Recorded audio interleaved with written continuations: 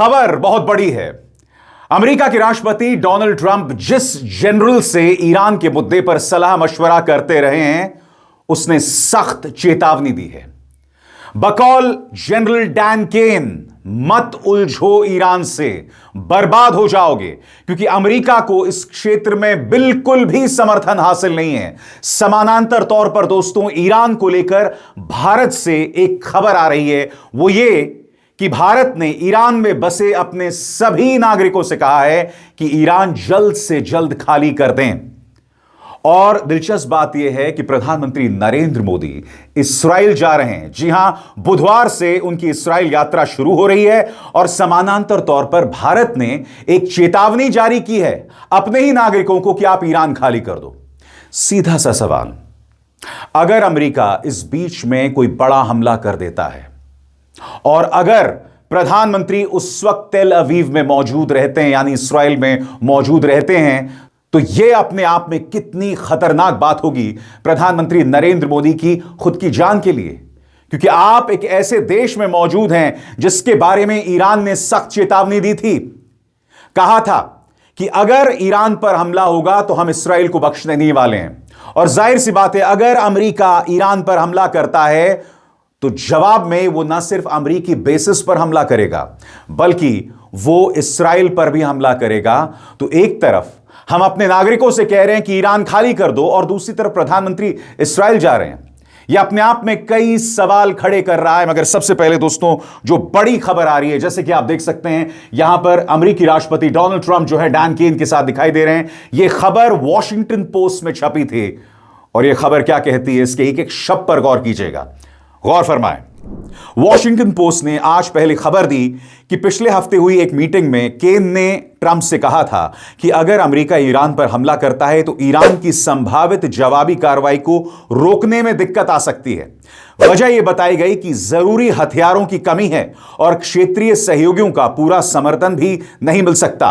Report के मुताबिक America के हथियारों का स्टॉक, खासकर मिसाइल डिफेंस सिस्टम में इस्तेमाल होने वाले, पहले से ही काफी कम हो चुके हैं, क्योंकि इनका इस्तेमाल इजराइल और यूक्रेन जैसे सहयोगी देशों की मदद में किया जा रहा है। अखबार ने एक अंदरूनी चर्चाओं से वाकिफ शख्स के हवाले से लिखा कि जनरल केन ने ईरान के खिलाफ किसी भी बड़े सैन्य अभियान के पैमाने, उसकी जटिलता और अमेरिकी सैनिकों के हताहत होने की संभावना को लेकर भी चिंता जताई थी। केन के दफ्तर ने इस रिपोर्ट पर जवाब देते हुए कहा कि उनका काम सिविलियन नेताओं को अलग अलग सैन्य विकल्प, उनसे जुड़े असर और जोखिमों की पूरी जानकारी देना है, ताकि वे अमेरिका की सुरक्षा से जुड़े फैसले ले सकें। गौर फरमाएं, जनरल केन ने कहा कि अगर अमेरिका हमला करता है तो अमेरिकी सैनिक बड़ी तादाद में मारे जाएंगे। और क्यों? क्योंकि यूएई, कतर, टर्की, ये तमाम देश जो हैं, सऊदी अरब, ये तमाम देश इस युद्ध में, इस संभावित युद्ध में अमेरिका का साथ नहीं देने वाले हैं। अब जनरल केन का ये जो मशवरा है क्यों मायने है? क्योंकि स्थानीय रिपोर्ट्स के मुताबिक ये इकलौते जनरल थे जिनसे ट्रंप बात कर रहे थे। गौर फरमाएं, ऑनलाइन न्यूज आउटलेट एक्सियोस ने भी ट्रंप के साथ हुई बातचीत में केन की चिंताओं की रिपोर्ट दी थी। सोमवार शाम छपे एक आर्टिकल में एक्सियोस ने लिखा कि पिछले कई हफ्तों से ईरान मुद्दे पर ट्रंप को ब्रीफ करने वाले केन ही इकलौते सैन्य अधिकारी रहे हैं। सबसे बड़ी बात, जनरल केन ने डोनाल्ड ट्रंप को समझाया कि वेनेजुएला और ईरान में जमीन आसमान का फर्क है, क्योंकि जनरल केन ने वेनेजुएला पे हमले की वकालत की थी। और आप जानते हैं, वेनेजुएला पर जब हमला हुआ था उसके बाद उनके राष्ट्रपति और उनकी पत्नी, जैसे कि आप इन तस्वीरों में देख सकते थे, उन्हें न्यूयॉर्क लाया जाता है। सबसे पहले उन्हें किडनैप किया जाता है, 50 लोग मारे जाते हैं वेनेजुएला में, और फिर उन्हें न्यूयॉर्क लाया जाता है लीगल प्रोसीडिंग्स के लिए। खुद जनरल केन ने वेनेजुएला में अमेरिकी कार्रवाई का समर्थन किया था, और फर्क वो किस तरह से बतला रहे थे वेनेजुएला और ईरान का, गौर फरमाएं। रिपोर्ट में कहा गया है कि यूएस सेंट्रल कमांड यानी सेंटकॉम के चीफ एडमिरल ब्रैड कूपर, जो मिडिल ईस्ट में अमेरिकी सैन्य ऑपरेशंस की देखरेख करते हैं, उन्हें जनवरी के बाद से किसी भी मीटिंग में नहीं बुलाया गया है और ना ही उन्हें ट्रंप से बात की है। ईरान पर हिचकिचाने वाला योद्धा।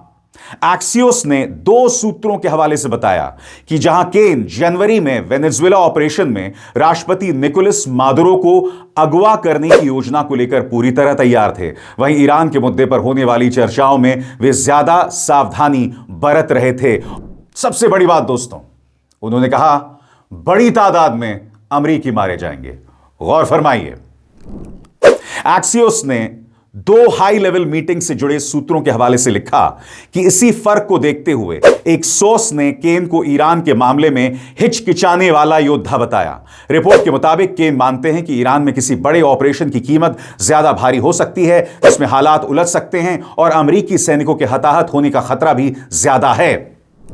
अब जैसी ये खबर सामने आती है, अमेरिकी राष्ट्रपति डोनाल्ड ट्रंप पूरी तरह से बौखला जाते हैं और वो कहते हैं ये फेक न्यूज है।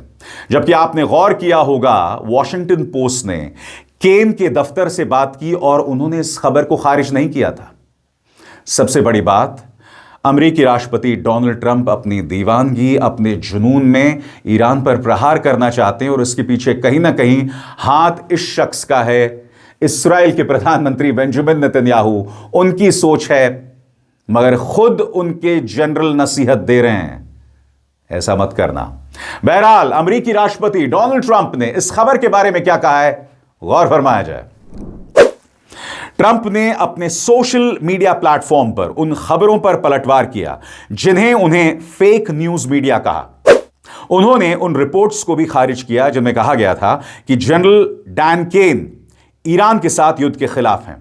ट्रंप ने कहा, उन्होंने कभी भी यह नहीं कहा कि ईरान पर कार्रवाई नहीं करनी चाहिए और ना ही उन फर्जी लिमिटेड स्ट्राइक्स के बारे में कुछ कहा है जिनके बारे में मैं पढ़ रहा हूं। वो सिर्फ एक ही चीज जानते हैं, कैसे जीतना है, और अगर उन्हें कहा जाएगा तो वो सबसे आगे रहकर नेतृत्व करेंगे।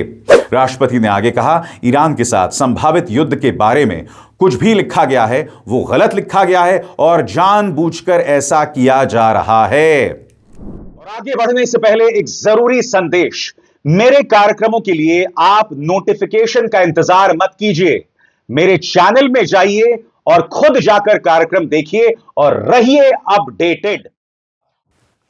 मगर सबसे बड़ी बात दोस्तों, दोनों पक्षों की तरफ से तैयारी पुरजोर है और जैसे कि बार बार मैं अपने मंच पर दिखाता रहा हूं, यह ईरान की खुर्रम शहर 4 मिसाइल जो जंग की तस्वीर पूरी तरह से बदल सकती है। जैसे कि आप देख सकते हैं यहां पर खुर्रम शहर मिसाइल जो है उसे ऐड किया गया है, उसे ईरानी सैनिक जखीरे का हिस्सा बनाया गया है, जिसके बाद ईरान का जो मिसाइल डिफेंस सिस्टम है वो और मजबूत हो रहा है और खुद मिसाइल सिस्टम मजबूत हो रही है।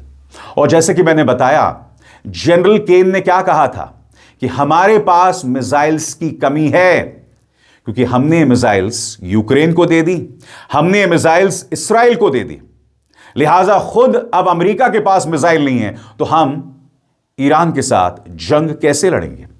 और दूसरी तरफ मैं आपको बतलाना चाहता हूं दोस्तों, इस पूरे क्षेत्र में अमेरिकी नौसेना जहाजों और फाइटर जेट्स का किस तरह से जमावड़ा है। यह देखिए दोस्तों, ईरान के आसपास आप साफ तौर पर देख सकते हैं अमेरिकी सैन्य बेसेस।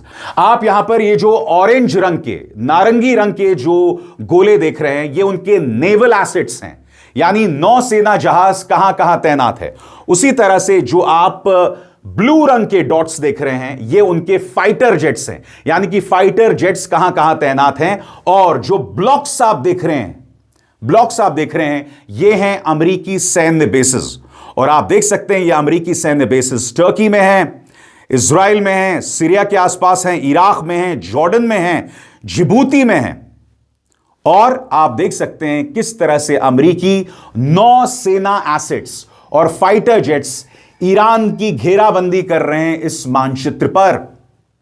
इसी मंच पर मैंने आपको बतलाया था दोस्तों कि इस वक्त अमेरिका का कौन सा नौसेना जहाज कहां मौजूद है। अब मैं आपको अलग अलग अमेरिकी बेसेस बताने वाला हूं और यह भी बताने वाला हूं कि उन बेसेस में कौन सा अमेरिकी नौसेना जहाज मौजूद है। एक एक करके वो बेसेस आपके स्क्रीन पर आएंगे दोस्तों। सबसे पहले मैं आपको बतला रहा हूं नौसेना का मूवमेंट।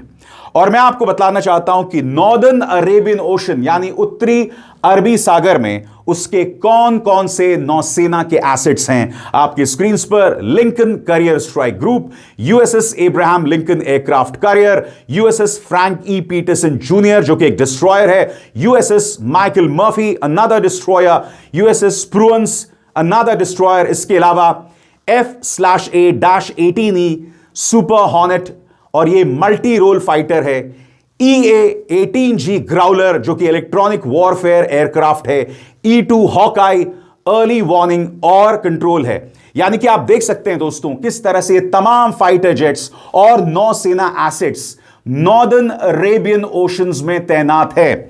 इसके अलावा मैं आपको बताना चाहता हूं कि लाल सागर यानी रेड सी में अमेरिका के कौन कौन से एसेट्स हैं। आपके स्क्रीन पर लाल सागर में उनका यूएसएस डेलबर्ट डी ब्लैक तैनात है और यह एक डिस्ट्रॉयर है।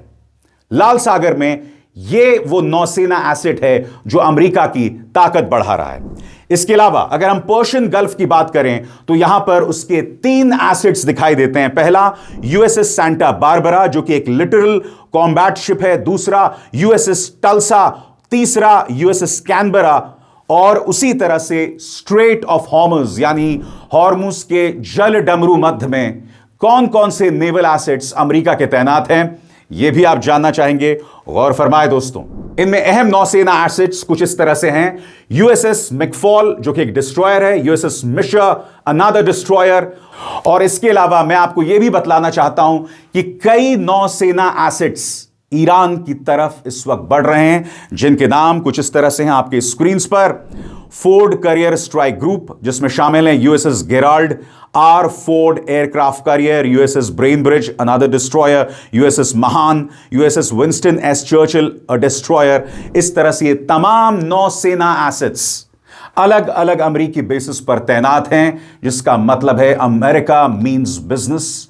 अमेरिका ईरान पर हमला करना चाहता है, उसकी तैयारी है, मगर खुद उनके सबसे बड़े जनरल इसको लेकर चेतावनी दे रहे हैं कि ऐसा करने की भूल भी मत करना।